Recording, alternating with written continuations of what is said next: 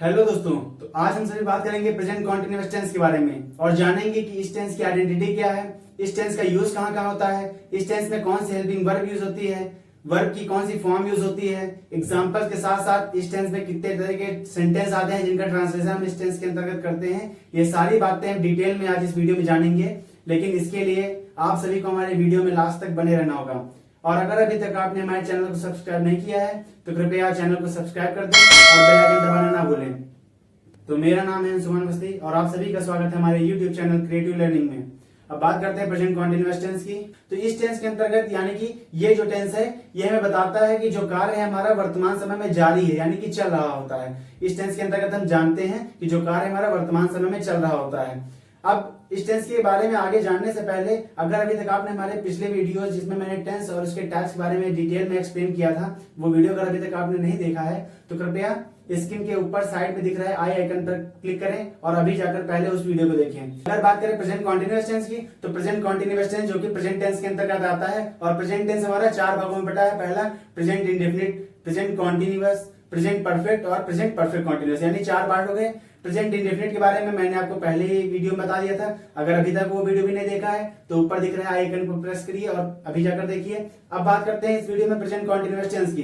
Present tense के अंतर्गत आने वाला दूसरा टाइप है। तो इस टेंस के बारे में बिना देरी किए जानते हैं, अपने वीडियो की ओर आगे बढ़ते हैं। टेंस की हिंदी पहचान होती है, यानी कि इस टेंस की आइडेंटिटी होती है रहा है,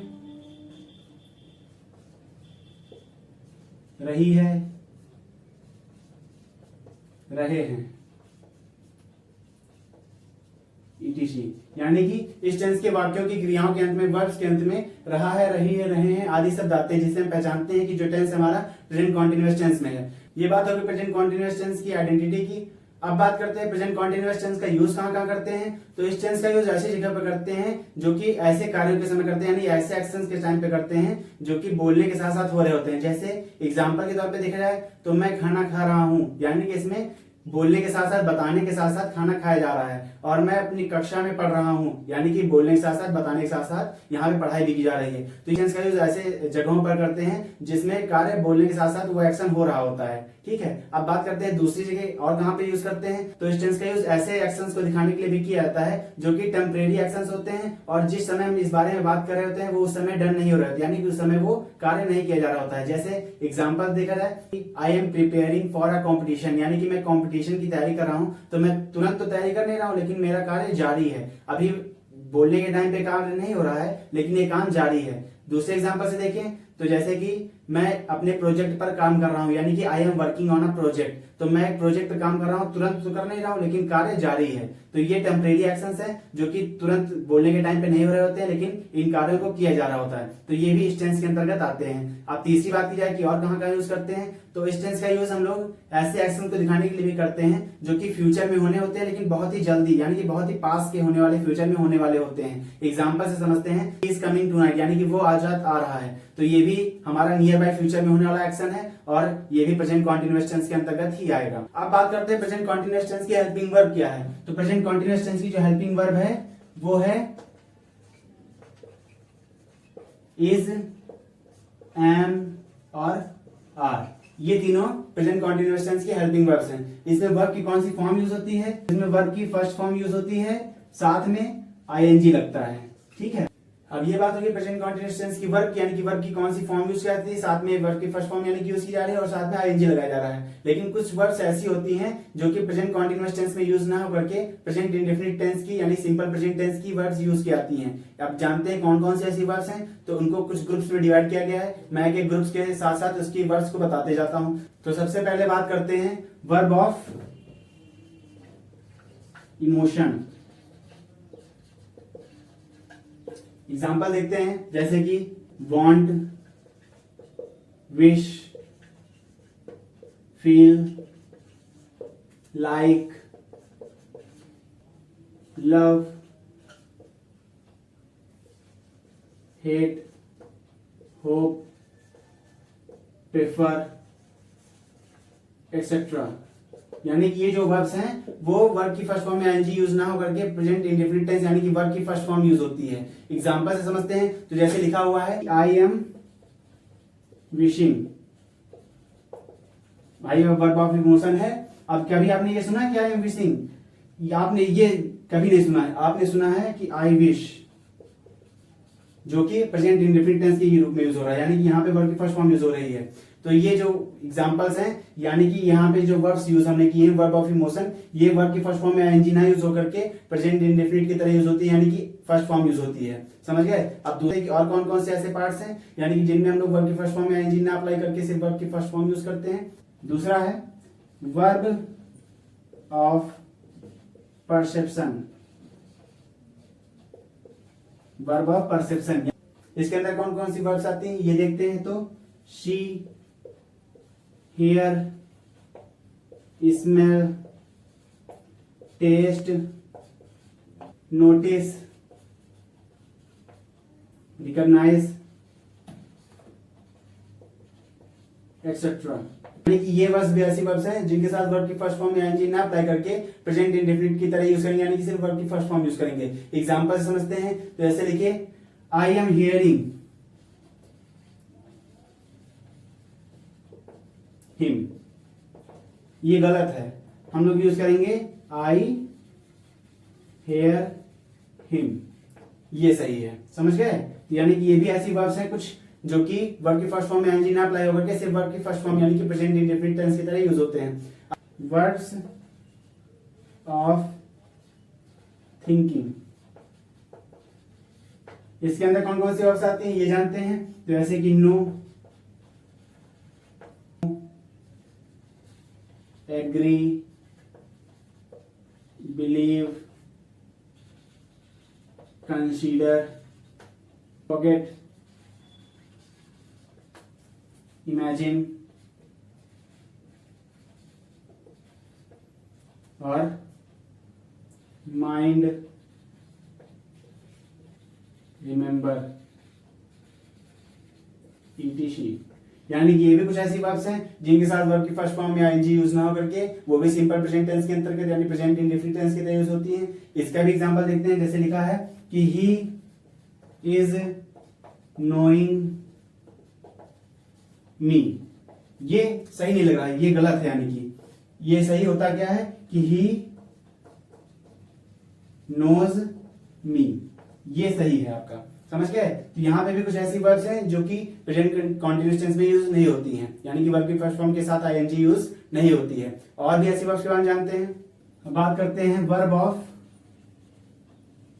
अपीयरेंस।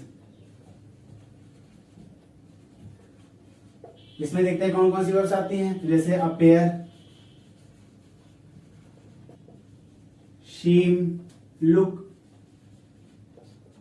यानी कि ये ऐसी वर्ब्स हैं जो वर्ब ऑफ अपीयरेंस के अंतर्गत आती हैं और इनका यूज भी प्रेजेंट इंडेफिनिट टेंस की तरह किया जाता है। इसका भी एग्जांपल समझते हैं, तो जैसे a cat is appearing at my kitchen door every morning. ये जो है वो गलत कहलाया, यानी कि यहाँ पे अपेयरिंग यूज नहीं होगा, यानी फर्स्ट फॉर्म के साथ आईएनजी यूज नहीं होगी। इसका अगर सही ट्रांसलेशन देखा है तो जैसे लिखेंगे a cat appears at my kitchen door every morning. बाकी सब सेम, सिर्फ यहाँ पे वर्ब की फॉर्म चेंज हो गई, यानी कि ये सही हो गया हमारा। ये वर्ब की फर्स्ट फॉर्म के साथ आईएनजी नहीं यूज हुआ, हमने वर्ब की फर्स्ट फॉर्म के साथ एस या ईएस यूज किया, जो कि प्रेजेंट इंडेफिनिट टेंस का रूल होता है। तो यानी कि ये जो सेंटेंस है ये प्रेजेंट इंडेफिनिट टेंस की तरह यूज होगा, ना कि प्रेजेंट कॉन्टिन्यूअस टेंस की तरह। बात करते हैं वर्ब ऑफ पोजीशन, यानी कि अधिकार व्यक्त करने वाले। यानी कि इसकी वर्ब कौन कौन सी होंगी? हैव, बिलोंग टू, कंटेन,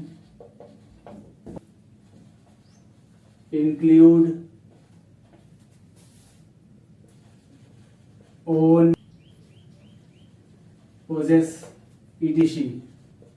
यानी कि ये कुछ ऐसी वर्ब्स है जो वर्ब ऑफ पोजीशन के अंतर्गत आएंगी और इसका यूज भी लोग वर्ब के फर्स्ट फॉर्म में आईएनजी ना करके प्रेजेंट इंडेफिनिट टेंस की तरह ही करेंगे। इसके भी एग्जांपल जानते हैं, तो जैसे एग्जांपल देखते हैं,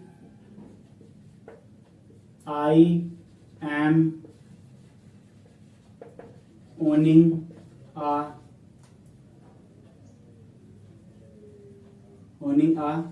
car.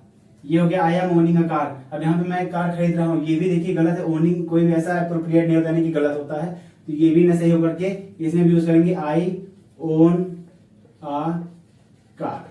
I own a car, ये हमारा सही हो गया सेंटेंस। ये भी प्रेजेंट इंडेफिनिट टेंस के अंतर्गत यूज किया हमने, प्रेजेंट कंटीन्यूअस टेंस यूज ना करके। एक और एग्जांपल इसका समझ लेते हैं, जैसे कि दिस बॉक्स इज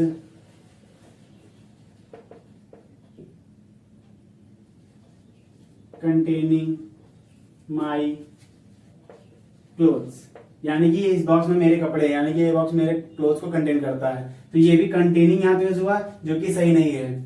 अब इसको भी यूज प्रेजेंट इंडेफिनिट की अकॉर्डिंग करते हैं, तो this box contains my clothes, ये हमारा सही हो गया। तो ये कुछ ऐसी वर्ब्स थी जो कि वर्ब्स ऑफ, यानी कि appearance, verbs of perception, verbs of thinking, verbs of emotion और वर्ब्स ऑफ पोजेशन, ये जो ऐसी वर्ब्स थी जो कि प्रेजेंट कॉन्टिन्यूअस टेंस में होती है, लेकिन प्रेजेंट कॉन्टिन्यूअस टेंस की तरह यूज ना होकर के प्रेजेंट इंडेफिनिट टेंस की तरह यूज होती है। अब बात करते हैं इसमें कितने तरह के सेंटेंस का हम लोग ट्रांसलेशन करते हैं, आइए ये जानते हैं। तो कितने तरह के सेंटेंस इस टेंस के अंतर्गत हम लोग ट्रांसलेट करेंगे वो देखते हैं। तो इसमें भी 3 तरह की, यानी कि पहला बात करें तो अफर्मेटिव सेंटेंस,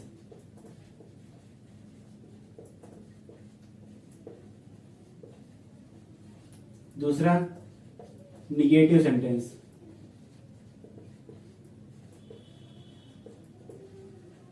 और तीसरा इंट्रोगेटिव सेंटेंस।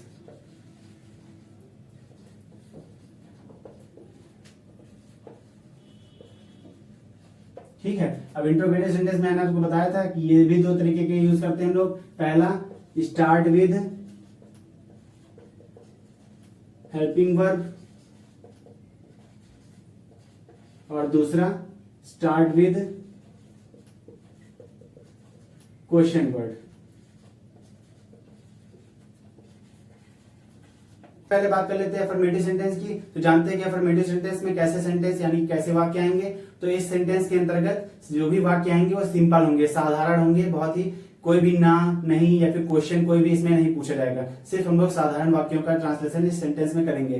तो सबसे पहले इसका स्ट्रक्चर जान लेना जरूरी है कि कैसे हम लोग को ट्रांसलेशन करना है स्टेप बाय स्टेप। तो स्ट्रक्चर जानते हैं। इस सेंटेंस का जो स्ट्रक्चर होता है उसमें सबसे पहले हमारा सब्जेक्ट आता है, फिर हेल्पिंग वर्ब यानी कि इज, एम और आर आएगी, फिर वर्ब की फर्स्ट फॉर्म में आईएनजी हम लोग यूज करेंगे, और फिर हमारा ऑब्जेक्ट होगा। ये हो गया इस सेंटेंस का स्ट्रक्चर। अब कब हम लोग इसका यूज करेंगे, कब एम का यूज करेंगे और कब आर का यूज करेंगे ये जानते हैं। तो इसका यूज हमेशा हम लोग जब भी कभी ही आए, शी आए, इट आए या फिर कोई एक नेम आए, वन नेम यानी कि सिंगुलर, तो हम लोग इसका यूज करेंगे। एम का यूज कब करेंगे, आई के साथ, सिर्फ और सिर्फ आई के साथ हम लोग एम का यूज करते हैं। अब बात आती है आर का यूज कब करेंगे, जब भी कभी दे, वी, यू या फिर मोर नेम, जिसको आप लोग प्लूरल के नाम से जानते हैं। तो जब भी कभी ऐसे आएंगे सब्जेक्ट्स तो हम लोग इसका यूज करेंगे, यानी कि आर का यूज करेंगे। एग्जाम्पल से समझ लेते हैं। तो एग्जाम्पल देखते हैं। पहला एग्जाम्पल, तो बच्चे टीवी देख रहे हैं, यानी कि इसमें सबसे पहले सब्जेक्ट फाइंड करना है। सब्जेक्ट फाइंड करने का तरीका मैंने पिछले टेंस में आपको बताया था कि हम लोग वर्ब से कौन का क्वेश्चन पूछेंगे और वो हमें उत्तर में सब्जेक्ट प्रोवाइड करेगा। अब जैसे इसमें वर्ब पहले ढूंढ लेते हैं। तो देखना, देखना हमारी वर्ब हो गई। अब देखना से क्वेश्चन पूछते हैं कि कौन, यानी कि कौन टीवी देख रहा है, तो बच्चे टीवी देख रहे हैं। आंसर में हमें क्या मिला, बच्चे, यानी कि यही हमारा सब्जेक्ट हुआ। तो ट्रांसलेट करते हैं। तो the children are watching TV. यहां पे हम लोगों ने आर यूज किया क्योंकि हमने बताया था कि जब भी कभी दे आए, वी आए, यू आए या फिर कोई प्लूरल आए तो हम लोग आर यूज करेंगे। तो यहाँ पे जो बच्चे हैं ये कई सारे, एक बच्चा तो है नहीं, तो कई सारे लेकिन प्लूरल ही तो है, तो यहाँ पे हम लोगों ने आर का यूज किया। एग्जाम्पल देखते हैं। तो मैं टीना के साथ टेनिस खेल रहा हूँ, इसका ट्रांसलेशन करते हैं। इसमें भी सबसे पहले हमको सब्जेक्ट फाइंड करना है कि कौन टीना के साथ टेनिस खेल रहा है, तो आंसर क्या मिलेगा, मैं। तो यहाँ पे भी सब्जेक्ट हमारा मैं हो गया, यानी कि आई के साथ क्या यूज करना है, एम। आई एम, अब आई हो गया, यानी सब्जेक्ट हो गया, एम हो गया यानी हेल्पिंग वर्ब हो गई। अब वर्ब की फर्स्ट फॉर्म यानी कि वर्ब खेलना, तो खेलना प्लेइंग। क्या खेलना है? टेनिस। किसके साथ? विद टीना। ये हो गया ट्रांसलेशन। एक अब इसकी बात हो गई, एम की बात होगी, सॉरी, अब आर की बात हो गई, एम की बात हो गई। एक इसका ट्रांसलेशन भी छोटा सा देख लेते हैं। तो इसका ट्रांसलेशन देखते हैं। वह नृत्य कर रही है, यानी कि इसमें भी वर्ब से हम लोग क्वेश्चन पूछते हैं कि कौन नृत्य कर रहा है, तो आंसर मिलता है वह। तो ट्रांसलेशन करते हैं, सी इज डांसिंग। डांस हमारी वर्ब थी, साथ में आईएनजी जोड़ा, साथ डांसिंग हो गया, यानी कि सी इज डांसिंग। ये हो गई बात हमारे अफर्मेटिव सेंटेंस की। बात करते हैं नेगेटिव सेंटेंस की। तो इस सेंटेंस के अंतर्गत हमारे ना, नहीं, कभी नहीं ऐसे सेंटेंस आते हैं जिन नकारात्मक भाव प्रकट करते हैं, यानी कि निगेटिव फीलिंग्स शो करते हैं। तो इस सेंटेंस का स्ट्रक्चर क्या होता है जानते हैं। सबसे पहले सब्जेक्ट, फिर इसमें भी हेल्पिंग वर्ब इज, एम या फिर आर, फिर नॉट, फिर वर्ब की फर्स्ट फॉर्म में आईएनजी, फिर ऑब्जेक्ट। ये हो गया हमारा निगेटिव सेंटेंस का स्ट्रक्चर। ठीक है, अब बात करते हैं इसके अंतर्गत। मैंने भी इज एम आर का यूज करना पहले बता दिया, तो वो आपको याद रखना होगा। अब इसके एग्जांपल्स देखते हैं। तो इसका पहले एग्जांपल ले लेते हैं। तो वह पढ़ाई नहीं कर रहा है, यानी कि यहाँ पे नहीं आए, यानी कि ये निगेटिव सेंटेंस हो गया। अब इसका ट्रांसलेशन करते हैं। तो वह सब्जेक्ट ही एक वचन है, यानी कि सिंगुलर है, तो इज नॉट पढ़ाई करना, स्टडिंग। ठीक है, दूसरा एग्जांपल देखते हैं। मैं बाजार नहीं जा रहा हूं, यानी कि यहाँ पे आई, इसका ट्रांसलेशन करते हैं, आई एम, आई के साथ एम लगता है, नॉट गोइंग, वर्ब आईएनजी लगा दिया, टू मार्केट। ये हो गया। ये बात हो गई प्रेजेंट कॉन्टिन्यूअस टेंस के निगेटिव सेंटेंस की। तो मैं उम्मीद कर रहा हूं कि आपको जो मैं समझा रहा हूं समझ में आ रहा होगा। अब बात करते हैं इंटरोगेटिव सेंटेंस की, यानी कि प्रश्नवाचक वाक्य की।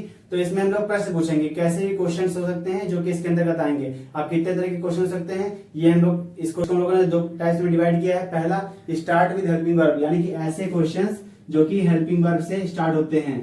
अब इसका स्ट्रक्चर जानते हैं क्या होता है। तो सबसे पहले हम लोग हेल्पिंग वर्ब यूज करेंगे, फिर सब्जेक्ट, अगर नॉट है तो नॉट लगाएंगे, अदरवाइज नहीं लगाएंगे। इसको मैं ध्यान से समझा रहा हूँ। स्ट्रक्चर को छोटा करने के लिए मैंने यहीं पे इंक्लूड कर दिया है नॉट को। लेकिन आपको ध्यान रखना है कि अगर सब्जेक्ट के साथ में, यानी कि उसमें नॉट है यानी ना नहीं है, तब हम लोग नॉट लगाएंगे, अदरवाइज नॉट का यूज नहीं करेंगे। सब्जेक्ट, फिर नॉट हो गया, वर्ब की फर्स्ट फॉर्म, उसके साथ में आईएनजी, फिर ऑब्जेक्ट, फिर क्वेश्चन मार्क। ठीक है, ये हो गया हमारा इंट्रोगेटिव सेंटेंस का स्टार्ट विद हेल्पिंग वर्ब का स्ट्रक्चर। ये हो गया स्ट्रक्चर। अब इसका एग्जांपल जानते हैं। क्या वह तुम्हें नहीं मार रहा है। तो इसमें सबसे पहले हम लोग को क्या है, यानी कि सबसे पहले हेल्पिंग वर्ब यूज करेंगे इसका स्ट्रक्चर के अकॉर्डिंग। अगर देखिए आपको हिंदी में पहचानना है कि हमारा सेंटेंस किस रूल के लिए, यानी कि कौन सा स्ट्रक्चर इसमें अप्लाई करना है, तो इस रूल को हम लोग ये भी कह सकते हैं कि स्टार्ट विद हेल्पिंग वर्ब ना कर करके इसको हिंदी में अगर पहचानना है तो कहेंगे कि क्या से शुरू होने वाले वाक्य, क्या से शुरू होने वाले वाक्य। आप अगर पहचानना चाहते हैं, इंग्लिश में आप नहीं पहचान पा रहे हैं, हिंदी में आप पहचानना है, तो क्या से शुरू होने वाले वाक्य, ये स्ट्रक्चर हमारा अप्लाई होगा। ठीक है, तो यहाँ पे देखिए सबसे पहले क्या आया है, ट्रांसलेशन हम लोग इस स्ट्रक्चर के अकॉर्डिंग कर सकते हैं। तो आइए करते हैं। तो सबसे पहले सब्जेक्ट देखते हैं, क्या लिखा है, वह यानी कि सिंगुलर, सिंगुलर के लोग क्या यूज करते हैं, इज। तो इज ही नहीं, अब नॉट है तब लगा रहे हैं, नहीं तो नहीं लगाते। इज ही नॉट, क्या करना है, इसके बाद वर्ब लगानी है। तो मारना का मतलब बीट, प्लस आईएनजी, बीटिंग। किसको मार रहे हैं, you. Is he not beating you, last में क्वेश्चन मार्क। ये हो गया हमारा ट्रांसलेशन। दूसरा एग्जांपल देखते हैं। क्या वे विद्यालय जा रहे हैं, यानी कि यहाँ पे भी क्या है, सबसे पहले ये हमारा हिंदी पहचान प्रूफ हो गई। अब स्ट्रक्चर के अकॉर्डिंग अप्लाई करते हैं। सबसे पहले हेल्पिंग वर्ब बनानी है, लेकिन हेल्पिंग वर्ब कैसे पता चलेगी, सब्जेक्ट से। सब्जेक्ट देखते हैं वे यानी कि प्लूरल, प्लूरल के लिए आर यूज करते हैं। तो आर, वे के लिए दे, आर दे वर्ब यूज करनी है, जाना गोइंग, कहाँ जाना है, टू स्कूल, क्वेश्चन मार्क। ये हो गया हमारा स्टार्ट विद हेल्पिंग वर्ब। अब जानते हैं स्टार्ट विद क्वेश्चन वर्ड के बारे में।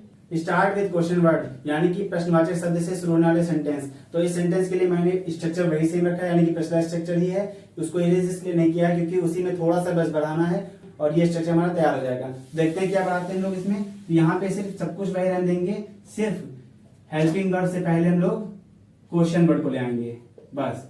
ये हमारा स्टार्ट विद क्वेश्चन वर्ड का स्ट्रक्चर हो गया। अब अगर कुछ लोग, अब जैसे मैंने पिछले वाले में बताया था कि स्टार्ट विद हेल्पिंग वर्ब को हम लोग हिंदी में कैसे पहचानेंगे, तो क्या से शुरू होने वाले वाक्य, उसी तरह इसको कैसे पहचानेंगे, तो इसमें प्रश्नवाचक शब्द अगर हिंदी पहचानना है तो प्रश्नवाचक शब्द बीच में, यानी कि इसमें जो क्वेश्चन वर्ड होगा वो सेंटेंस के बीच में आएगा। एग्जांपल से समझते हैं। तुम दिल्ली कब जा रहे हो, इसमें देखिए ये हिंदी पहचानना है तो कब जो यानी क्वेश्चन वर्ड जो है हमारा बीच में आया है, तो ये हिंदी पहचान की बात हो गई। अब ट्रांसलेशन कैसे करते हैं, सबसे पहले हम लोग क्वेश्चन वर्ड यूज करना है, यानी सबसे पहले क्वेश्चन वर्ड लिखना है। तो क्वेश्चन वर्ड हमारा कब है, तो कब को इंग्लिश में क्या कहते हैं, व्हेन। अब बाकी सेम स्ट्रक्चर, सबसे पहले हेल्पिंग वर्ब देखेंगे। हेल्पिंग वर्ब देखने के लिए सब्जेक्ट देखेंगे, तो तुम है, तुम के अकॉर्डिंग क्या है, यू के अकॉर्डिंग आर यू, सब्जेक्ट आ गया हमारा यू। अब वर्ब की फर्स्ट फॉर्म में आईएनजी यानी जाना, गोइंग, कहां जाना है, टू दिल्ली, लास्ट में क्वेश्चन मार्क। ये हो गया हमारा ट्रांसलेशन। दूसरा एग्जांपल देखते हैं। वह क्या कर रहा है, यानी कि देखिए यहाँ पे जो क्या है हमारा वो बीच में आया है, तो ये हम लोग इस स्ट्रक्चर को अप्लाई करेंगे क्योंकि यहाँ पे हमने कहा कि प्रश्नवाचक शब्द बीच में आते हैं। अगर यही क्वेश्चन वर्ड यानी कि क्या जो है पहले आया था, यानी कि क्या वह कुछ कर रहा है, या फिर स्टार्ट में अगर क्या आया है तो हम लोग पिछला स्ट्रक्चर अप्लाई करेंगे। ये नहीं कि क्या अगर यहाँ पे आ गया तो हम लोग पिछला स्ट्रक्चर ही अप्लाई कर दें। यहाँ पे हमको देखना है कि जो स्ट्रक्चर में क्या है ये हमारा बीच में आया है, सेंटेंस के बीच में आया है, तो हम लोग का ये वाला स्ट्रक्चर ही अप्लाई होगा। ठीक है, समझ गए। अब इसका ट्रांसलेशन करते हैं। तो सबसे पहले क्वेश्चन वर्ड यूज करना है, तो व्हाट हो गया। अब हेल्पिंग वर्ब देखते हैं। हेल्पिंग वर्ब क्या यूज होनी है, सब्जेक्ट डिसाइड करेगा, तो वह है यानी कि सिंगुलर है, सिंगुलर के लिए इज यूज होता है। What is he doing, doing मतलब करना, बस। ये हो गया हमारा इसका ट्रांसलेशन। तो ये बात हो गई प्रेजेंट कॉन्टिन्यूअस टेंस की। इस टेंस के बारे में मैंने आपको डिटेल में सारी जानकारियां दी, बहुत ही आराम से, बहुत ही विस्तार पूर्वक मैंने आपको सारी जानकारियां दी। अगर आपको हमारा वीडियो पसंद आया हो तो कृपया वीडियो को लाइक करें, शेयर करें और कमेंट करें। Thank you.